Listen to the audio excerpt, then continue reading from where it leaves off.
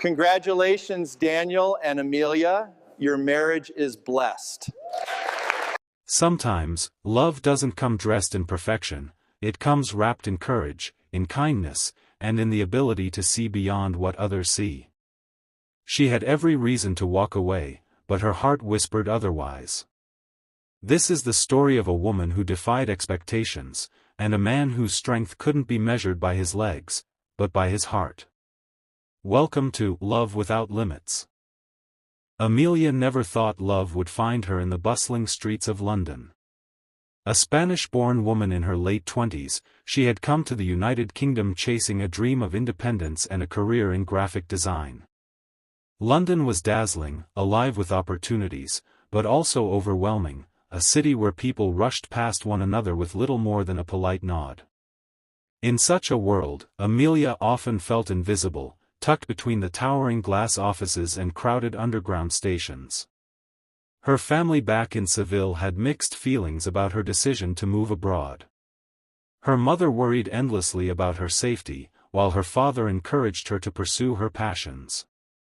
But they all assumed, as Amelia herself once did, that she would return home eventually, marry a man from her town, and build the kind of predictable life so many of her friends had chosen. Instead, Amelia was about to make a choice that no one, least of all herself, had foreseen. It started in a quiet cafe in Camden, on a rainy evening when the streets gleamed with reflections of neon signs. Amelia had ducked in to escape the downpour, her sketchbook tucked under her arm. As she ordered her coffee, her eyes wandered to a man sitting by the window, a laptop balanced on his knees. His posture was upright, his gaze intense, and yet, it was the wheelchair he sat in that caught her attention first. She quickly looked away, not wanting to stare. Yet something about him drew her eyes back. There was a quiet confidence in the way he typed, his fingers moving rapidly across the keyboard. The world outside seemed to disappear around him, as though he carried an invisible bubble of focus and determination. A spilled drink created their first conversation. Amelia had been so absorbed in sketching a design that she knocked over her cup, sending a stream of coffee dangerously close to his laptop. In a rush of apologies, she scrambled for napkins. Real love is rare, and stories like this deserve to be heard. If you believe in love beyond limits, don't forget to subscribe and join us here at triumphlegends, where real stories remind us of what truly matters. No worries, he said with a calm smile, pulling the laptop out of harm's way. His voice was deep, steady, reassuring. It survived worse. She laughed nervously, her cheeks burning. I should buy you another coffee, at least. That evening stretched into an hour-long conversation. His name was Daniel. He was British, born in Manchester, and a software developer working on artificial intelligence projects. The more he spoke, the more Amelia noticed the sharpness of his mind, the wit hidden beneath his calm exterior, and the way he made her feel seen, even in a city where she had often felt invisible. Still, as they exchanged numbers and began to meet more often, Amelia couldn't help but notice the stares of others. A woman walking beside a man in a wheelchair always drew attention, sometimes curious, sometimes pitying, sometimes judgmental. Her friends, when she mentioned him, responded with forced smiles and awkward silences. And when she told her family in Spain, her mother's reaction was immediate. Amelia, you are young, beautiful, and full of life, her mother said over the phone, her voice trembling. Why tie yourself to a man who will only limit you? Have you thought about what this will mean for your future? Amelia had thought about it. Late at night, she would imagine what her life might look like. Would she always be pushing a wheelchair through crowded streets, answering uncomfortable questions, or defending her choice to others? The doubts whispered at the back of her mind like a cold draft. And yet, when she was with Daniel, those doubts melted. He never asked for pity, never let his condition define him. He spoke of his dreams with conviction, how technology could reshape the way people lived, how he wanted to build something lasting, how he refused to let physical limitations cage his mind. His wheelchair, Amelia realized, was not a symbol of weakness but of resilience. One evening, under the soft glow of streetlights along the Thames, Daniel turned to her and said, "You don't have to stay, Amelia. I know the world will make this harder for you. But if you do stay, I promise, your life will never be small. It will be extraordinary." She felt her throat tighten. In that moment, the choice was clear. Against every warning, every raised eyebrow, every fear that whispered in the back of her mind, Amelia chose him. Her friends called it reckless. Her family called it madness. But Amelia knew it was love. And love, she believed, was never a mistake. As she stood beside Daniel on the day of their quiet wedding, just a small ceremony in a registry office in Manchester, she felt a calm certainty settle over her. The world outside might never understand. But she didn't need them to. She was about to begin a journey that would test her in ways she couldn't yet imagine. What Amelia didn't know was that beyond the whispers of doubt and the struggles ahead, a surprise awaited her, one that would transform not only her marriage but the very way she saw life itself.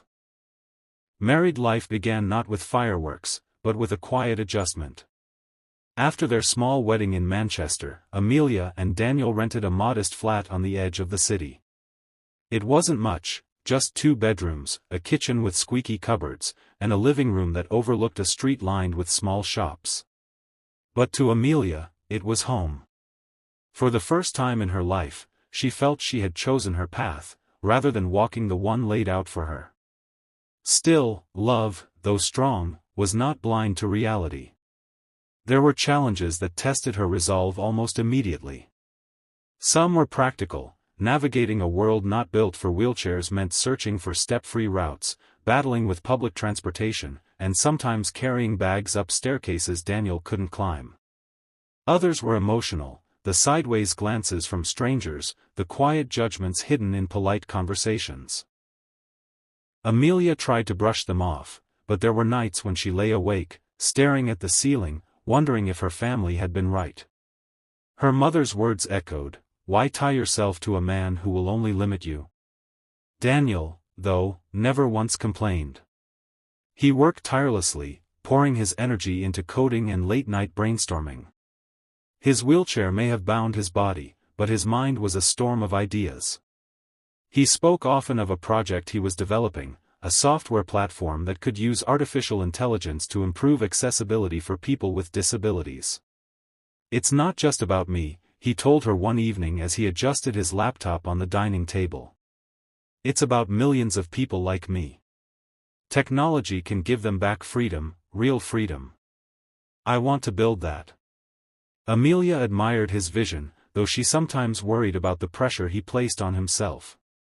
He worked late into the night, often skipping meals, with only coffee to keep him going. She would drape a blanket over his shoulders and whisper, "Don't burn yourself out," but he only smiled. Their finances were tight. Daniel's startup income was barely enough to cover bills, and Amelia's freelance graphic design projects trickled in slowly.